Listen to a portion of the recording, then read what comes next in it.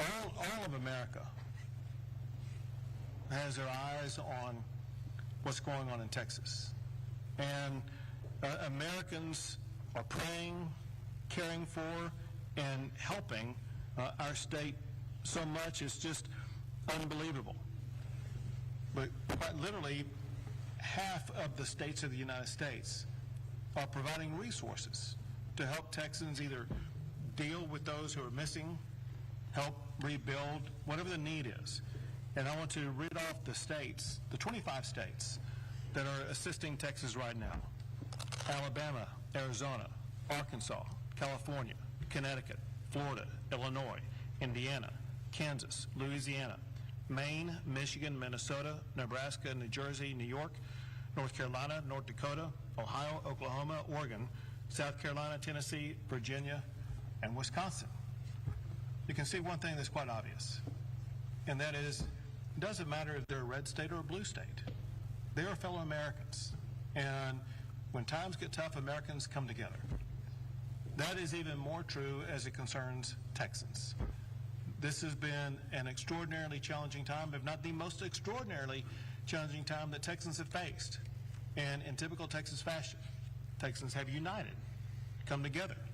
And as I was visiting the Big Sandy Creek Bridge area, there was a young man who lived in what had been a marooned area. And he said, you know, at times like this, we are community. And everybody comes together and supports each other. And that's exactly what I see across the entire state. I'm proud of our fellow Texans, proud of our fellow Americans for the way they've all leaned into this to ensure that we as a state, we as a people, are going to be able to respond to this and deal with this as rapidly as possible. Now I want to turn things over to Director Williams with the Texas Department of Transportation. Thank you, Governor. As you mentioned, our efforts here in the Central Texas area now are primarily focused on the rebuilding of the bridge at Cow Creek at RM 1431. Throughout this event, for the past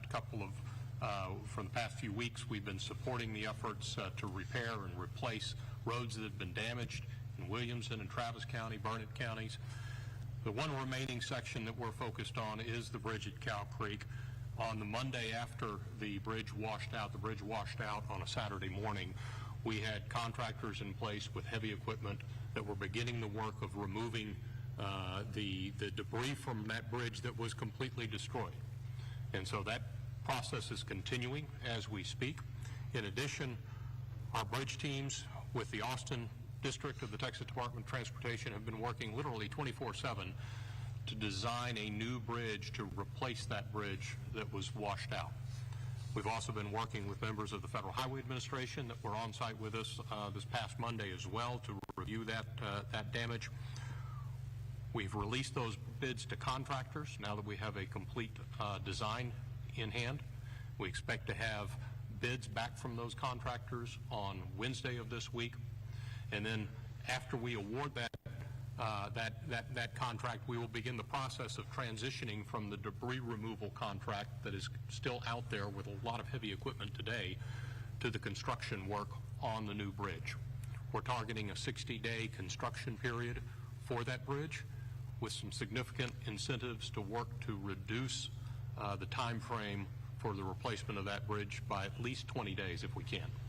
And so we know that that's a very significantly important bridge. It's an important travel corridor between Marble Falls, Lago Vista, and Cedar Park. A lot of people commute back and forth. The school year will be coming up soon. We have some students that attend Marble Falls ISD that live on the east side of that bridge, and so we need to be able to have plans in place to accommodate them. We're working with the school district on that as well. Overall, though, we've made some significant progress statewide. We're continuing, Governor, as you know, to work in the Kerrville, Hunt area on State Highway 39 and Ranch Road 1340 to repair and replace the bridges and the roads that were damaged there. We did, as you also spoke about, experience some flooding and some additional damage just in the past couple of days. And we had road impacts. We had 49 roads that were impacted over the past 24 hours. 37 of those were closed due to high water, and some of those were damaged. But we're going to be able to get those turned around and replaced and repaired relatively quickly, and hopefully the water will go down and we'll get a break from the rain. So thank you for the briefing, Governor. Thank you very much. Now, Lieutenant Colonel Baker. Thank you, Governor. Ben Baker, Lieutenant Colonel, Texas Game Wardens. Before I get into a search and recovery efforts and, Texas Game Wardens respond to this historic tragedy of series of events in the Central Texas and in Kerr County, I'd like to just remind everybody that all of these efforts and all through this tragedy, Texas comes together under Governor Abbott's strong leadership, under Texas Department of Emergency Management, Department of Public Safety, all of our local first responders, all of our local EMS, all of our local volunteers, and everybody who is in Texas who comes together in such a tragic time and unites to help the people of Texas. Texas Game Wardens, as of July 3rd, through the State Operations Center, were set up and poised in anticipation of a flooding event. Through the calls coming in late and early of July 4th, Texas Game Wardens were deployed to Kerr County. Since then, around 300 game wardens have deployed in the Kerr County and surrounding areas. In anticipation of other flooding occurring in Central Texas, we were able to strategically stage through the Texas Division of Emergency Management several swiftwater assets in Central Texas out of the Kerr County area, just in case this flooding grew a little more widespread. Unfortunately, it did grow a little more widespread, and we started conducting rescue operations not only through our swiftwater technicians, but our aviation, multiple canine searches, and through our drone team. Through those, we were able to successfully rescue several individuals and multiple evacuations. We currently have, through Texas Task Force 1, wardens embedded in multiple search groups, searching Cal and Sandy Creek, looking for the remaining victims of this terrible tragedy. We've also got our canine detection teams in deployment with these search and rescue teams, and our aviation still embedded in these. We remain dedicated to Texas. We remain dedicated to the people of the state of Texas, and Texas Game Wardens remain dedicated and ready on standby, Governor. You've been doing a great job. To see the videos of you all out in the middle of conducting rescues and literally saving our fellow Texans has been nothing short of miraculous. So thank you and all game wardens for what you've been doing. Now the Travis County ESD Assistant Chief Weidman. Thank you, Governor. A little bit closer right there. Just after midnight, we started receiving the calls, and within several hours we had logged 50 rescues, saving hundreds of Texans through our area. And this was noted and supported by our mutual aid and automatic aid partners throughout Travis County. Within 12 hours of the incident starting, the governor's office as well as TDM had sent us many resources which supported our operations and was able to have us start setting up command structure a little bit more enhanced to start helping others. And what we would like to point out is, as ESD, we recognize the recovery will not happen overnight. It'll be a long and difficult road, but we're committed to staying engaged, showing up, and working hard alongside those we serve. This is our home too. We're members of this community, and we're committed to helping each one of our neighbors. Thank you. And now Chief Nimkid. Thank you, Governor. And listen, I want to thank you all in the press for helping us get this message out. Life safety remains our #1 priority. As such, as we've talked about additional rains coming into the state, we have pre-positioned swiftwater rescue assets, as the Governor mentioned, around Uvalde, around Del Rio, and around Concan. Help us get that message down to those folks to turn around, don't drown. Don't drive through a low water crossing if you can't see the road in front of you. And if you are in a low-lying area, please plan on moving to higher ground once the rain starts to come. Another thing I need you to remember is it does not have to be raining where you are in order for you to be impacted by flooding. Second, the Governor mentioned the 21 counties in his declaration. We have 6 counties right now that are in the federal declaration for individual assistance. Those counties are Burnett, Kerr, San Saba, Tom Green, Travis, and Williamson for individual assistance. We have Disaster Recovery Center open in Kerr County right now, and you will be hearing from your local partners here, many of those standing behind us, about the disaster recovery centers that will be opening in Travis and Williamson counties very soon. On the public assistance side, this is the money that goes to the local governments to help with emergency response cost and debris and repairing. you have 10 counties that are under the President's disaster declaration. Those are Burnett, Kendall, Kerr, Kimball, Llano, Mason, McCullough, Menard, San Saba, and Tom Green. All right, you're listening there to an update coming in from Texas Governor Greg Abbott. And as you see other local officials, as sadly, Governor Abbott has now confirmed 131 deaths in connection with that flash flooding that happened a little more than a week ago. And he does say there are still dozens of people that are listed as missing. We'll, of course, keep you updated here as we do get more of those alerts. We want to take you out to this live look over the White House as we do get to some of the latest on several stories that we are following. We do know that President Trump is threatening, quote, very severe tariffs on Russia if the war with Ukraine isn't, quote, resolved in 50 days. The president spoke from the Oval Office alongside NATO Secretary General Mark Rutte during the NATO chief's visit to Washington. Trump suggesting that he could impose 100% tariffs, but it was not clear right away what products would actually be targeted here. I do want to talk a little bit more about tariffs in general, so let's bring in Peter Navarro, the White House Senior Counselor for Trade and Manufacturing. Thank you so much for taking the time to be here with us today. Nice to be with you, sir. All right, and first off, I do want to ask you about the situation here regarding President Trump's announcement, so to speak, earlier regarding what could happen if the war is not to end in 50 days. What impact could those tariffs actually have on Russia and their trading partners, but also do we know what products would be included? Well, let's talk about the impact broadly. In order for Russia to prosecute the war it's prosecuting at the intense level it is, it needs a tremendous amount of money. And right now, it's getting a lot of that money from the sale of its oil and natural gas.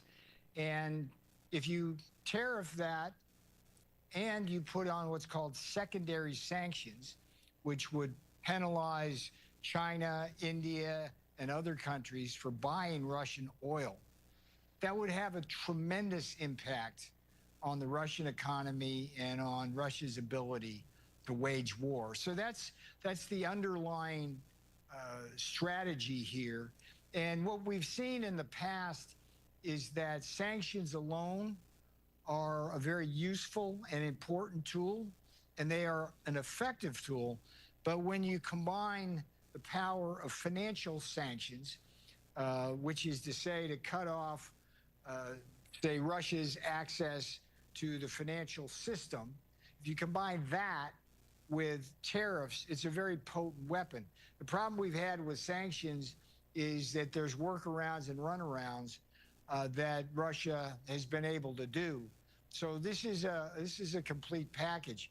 The mission of President Trump, let's be clear, there are millions of people that have died from this war. It's the loss of life in this war is unimaginable to the American mind. If you compare, for example, the roughly 60,000 soldiers we unfortunately lost in the Vietnam War, which was a multi-year war, it was many years, with what's happened with Russia alone, it's at least 1 million soldiers, and Ukraine probably another 500,000.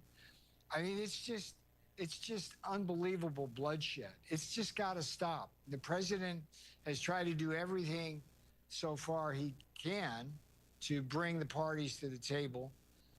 This is the next step in his strategy, and he's giving Russia some time to think about what to do and how to respond, not just putting the hammer down, but this is the way he negotiates.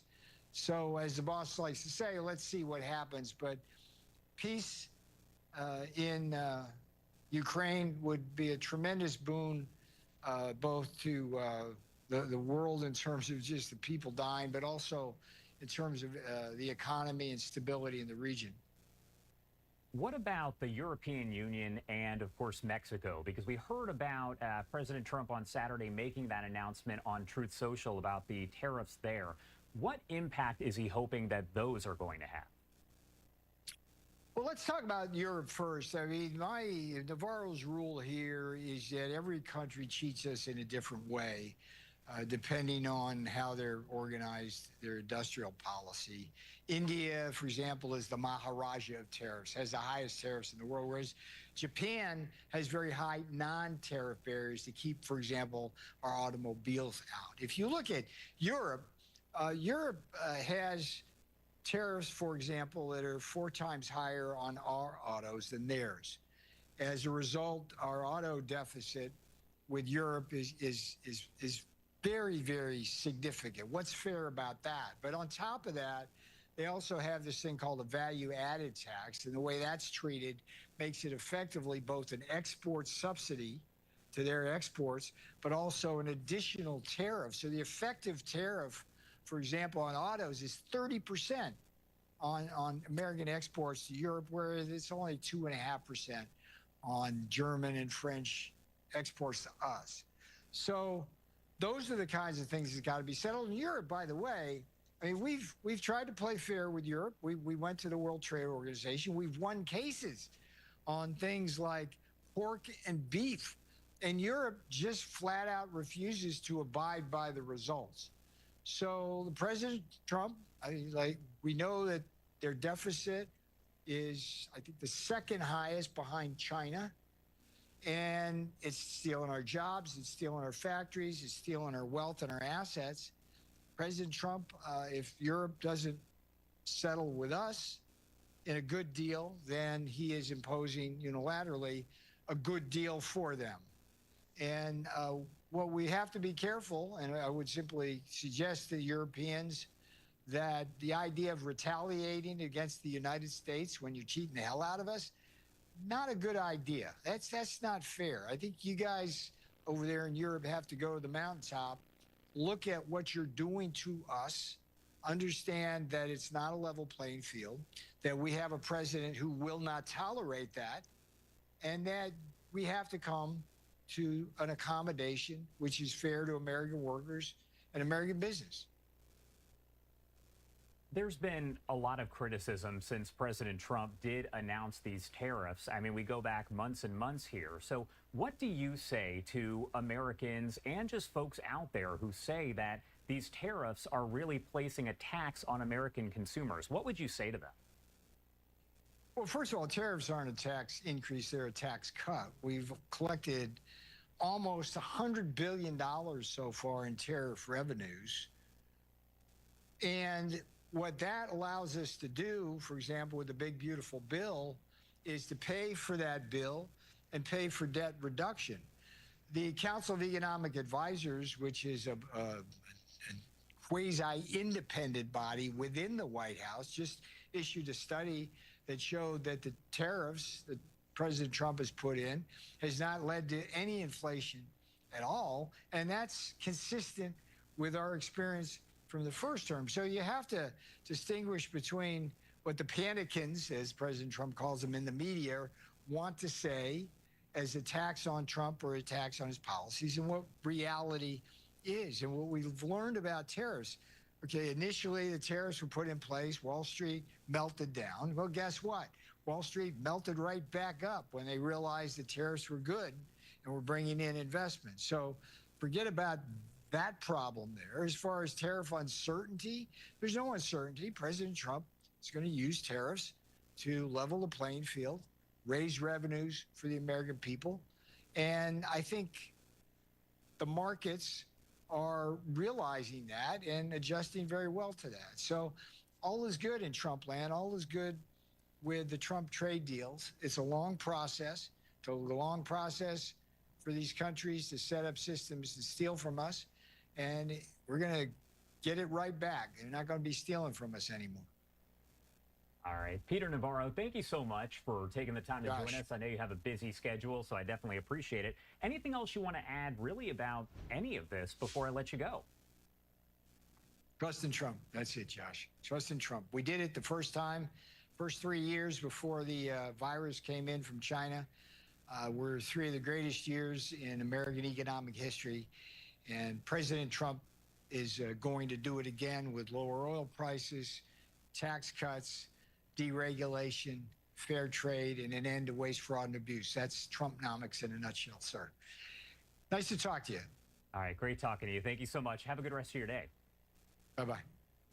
All right, time now 4:48 on the East Coast and 1:48 on the West Coast. Going to head to a quick break, but a lot more news coming up here in just a few. We'll be right back.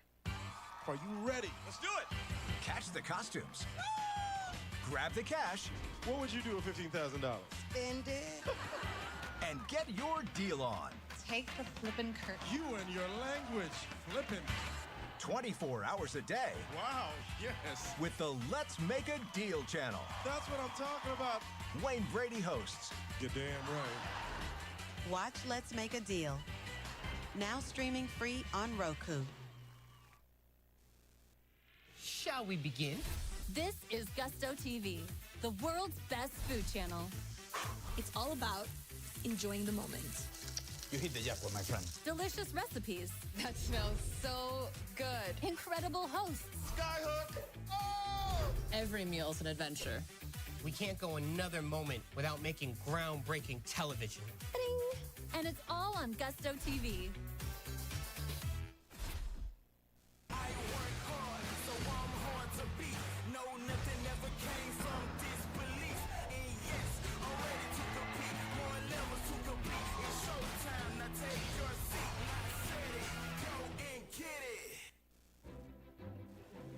See what some people have got.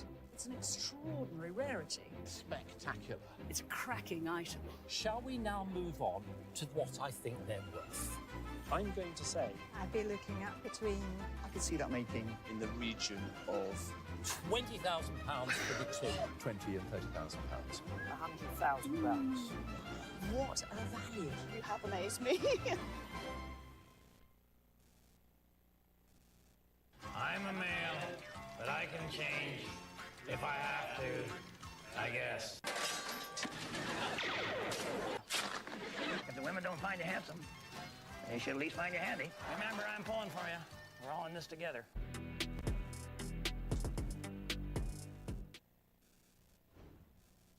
Welcome back here on Live Now from Fox. We are approaching the top of the hour here, 4:50 on the East Coast and 1:50 on the West Coast. My name is Josh Breslow, and I've been here for the past several hours to bring you all of your top stories and live events from across the country and across the world. Do want to take you out one more time to a live look over the White House as we do get to the latest here on a Supreme Court ruling that is making the rounds here on social media. And that is because, again, we are learning here that the Supreme Court is allowing President Trump to put his plan to dismantle the Education Department back on track and go through with laying off nearly 1,400 employees. With the three liberal justices in dissent, the court today paused an order from the U.S. District Judge who issued a preliminary injunction reversing the layoffs and calling into question the broader plan.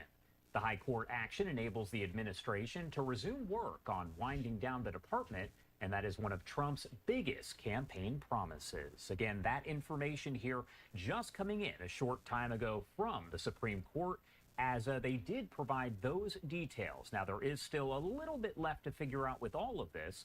We have not heard from the Department of Education Secretary Linda McMahon. Likely she will put out a statement or possibly hold a news conference, maybe even alongside President Trump, as this is a victory for his administration. Again, if you are just joining us, the Supreme Court allowing President Trump to put his plan to dismantle the Education Department back on track and go through with laying off about 1,400 employees. We'll keep you updated here as we do get additional information on that. Taking a live look here as the stock market does close out for the day. We can see it ended up in the green. It's kind of been all over the place. The Dow in the green, up about 0.2% or 88 points. We are going to head to our final 2-minute commercial break of the hour here at 4:52 on the East Coast and 1:52 on the West Coast. On the other side of this break, Andy Mack will be in the hot seat with everything you need to know on this Monday. You're watching Live Now from Fox. We'll be right back. Monster Jam is as big as it gets. Fun for the whole family. Watch the Monster Jam channel. Streaming all the time. Available for free.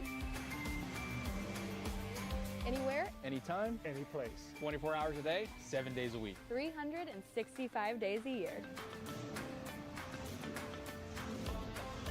now available on Roku.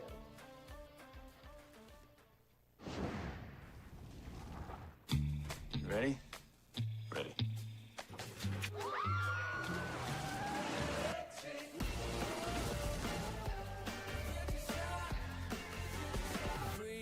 Feel that energy. I got what you need. Sparking a connection. Who needs physics when we've got chemistry? I won't have you talking like that in front of my wife.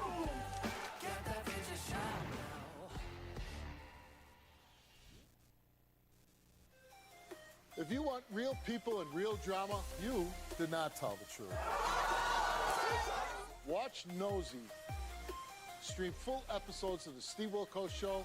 Get off my stage! Or check out classic episodes of Jerry Springer and much.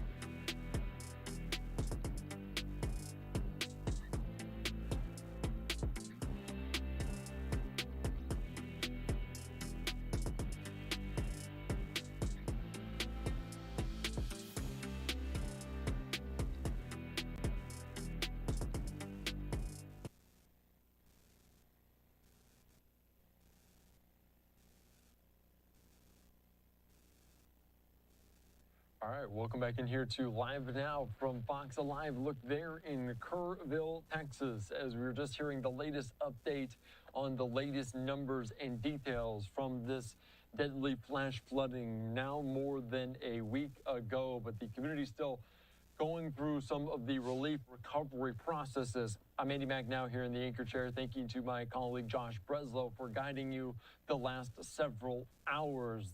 Governor of Texas Greg Abbott provided new details. The death toll now climbing to 131 individuals perishing from that deadly natural disaster. Still over 100 people in Texas missing at this point, so we're expecting those numbers to rise. And as we mentioned yesterday and over the weekend, more rounds of rain, flood warnings issued in that community, and they could be in for yet another round tonight. This from Matthew Capucci, a senior meteorologist, friend of the program at My Radar Weather, saying Texas Gang update, a red zone risk has been added for more flooding Monday night.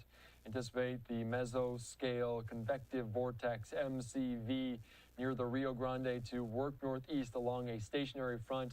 Both the front and the MCV will help focus moisture and downpours. So we talked to him about what that means, how it's so hard to predict, and as it's just like a whirlpool over that area in a very flood-prone vicinity and community. And as we heard from Governor Greg Abbott, I do want to take you out to another lawmaker that calls the Lone Star State home, that being Senator John Cornyn. He was just on the floor on our nation's capital. Let's listen into what he had to say here from earlier. Madam President, time flies these days, but it was just over a week ago when the House and the Senate passed what President Trump called the One Big Beautiful Bill, just in time for him to sign it before the deadline that he himself requested of July the 4th. Well, this comes after naysayers in the media said it couldn't be done.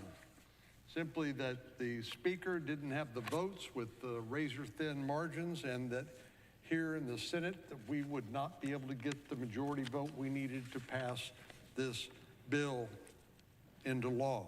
But we did. Well, to all those detractors and Debbie Downers who it looked like all of this pessimism was completely unwarranted. But now the Republicans have proved their critics wrong by accomplishing what they insisted had to be done in order to avoid a tax increase on millions of Americans. Our colleagues across the aisle do what they do best, and that is criticize what we have done, which they themselves were unwilling to do. But having offered no positive alternative, all they can do is what they have learned learned to do, which is to oppose each and everything that President Trump and Republicans propose. Ever since the big, beautiful bill was signed into law, and even when lawmakers were working hard to make it over the finish line, our Democratic colleagues say that they've found political gold in this bill, and this will be the pathway for them to win back the majority in the House of Representatives in 2026. And of course, the mainstream media have parroted their party line, claiming that this bill will end up being unpopular.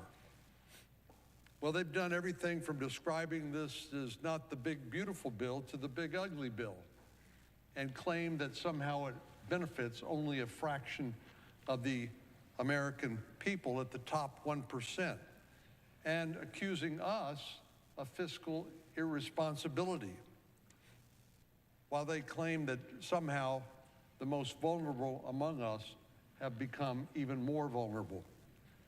Madam President, none of these accusations are true. Of course, again, our Democratic colleagues could have worked with us to pass a bipartisan piece of legislation, but chose not to do so. They have no positive policy proposals or vision for what America should be doing at a time when we are confronting a multi-trillion-dollar tax increase. All they can do is criticize and, of course, reflexively oppose each and everything that President Trump is for. But I think it's important to point out what we were able to accomplish in this bill and why it was so important that we were successful. This legislation prevents hardworking taxpayers from facing the largest tax hike in American history.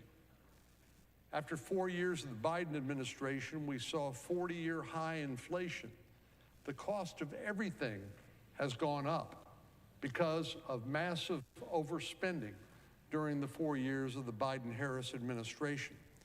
Taxpayers have already sustained a cut in their standard of living through this hidden tax called inflation. So the last thing they needed or they deserved was a massive tax increase on top of this 40-year high inflation, where everything on average is, let's say, an estimate of is 20% more expensive than it was before the Biden administration. In addition to preventing that multi-trillion-dollar tax increase, we made these tax provisions permanent, preventing future Congresses from allowing that tax increase to take effect. We also provided additional benefits to working parents by making sure that their child tax credit wasn't cut in half. And of course, the president promised no tax on tips and no tax on overtime for millions of middle-class families. And we felt it was important, and I know the president felt it was important to keep his promise. In Texas, the big, beautiful bill will save my constituents an average of $3,000 next year. That's real money to most Texas families. The other allegation by Democrats is that somehow this bill was not fiscally responsible. Well, we are $36 trillion plus in debt. But again, here's another example of where our Democratic colleagues have nothing to say about how we address these problems, other than let's raise taxes on the American people. And according to the Wall Street Journal, about 62% of taxpayers would see their taxes go up if Democrats had their way and the temporary tax provisions in the Tax Cuts and Jobs Act had expired. But it is important for us to begin to chip away at that national debt. I've said time and time again, we are spending more money on interest on the national debt than we are on defense, which is an unsustainable trajectory in a very dangerous world. And I have been an advocate of looking at ways to trim mandatory spending programs. And the big, beautiful bill does just that. I think what most people don't fully understand, including members of Congress, is that the federal government spends roughly $6.5 trillion a year. We appropriate about a third of that during the appropriations process, but the rest of it is on autopilot. It's mandatory spending programs that Congress does not appropriate on an annual basis, but once we turn it on, it continues until it's changed, usually never. And it goes up more and more each year with cost of living provisions. And then there's the tax code itself, which is used sometimes for what's called tax expenditures. So we needed to look at ways to begin to reform some of the mandatory spending programs if we were going to have a prayer at reducing the national debt even by a little as a first step. While this bill was not perfect, and certainly no piece of legislation ever is, it did make important reforms that will help us bend the curve of our debt trajectory. For example, and Democrats oppose this, we implemented work requirements for able-bodied adults without dependents to receive means-tested programs like Medicaid. So let's back up a little bit. Means-tested programs have income requirements. If you go above that threshold, you don't qualify. If you fall below it, you do. But Democrats had succeeded in making sure that able-bodied adults were receiving massive benefits under safety net programs, even though they were able to work and provide for their families and should have been working. In fact, our healthcare system had gotten so out of whack, more money was going to able-bodied adults than to the disabled, to pregnant women and children under the Medicaid program. And our bill fixed that.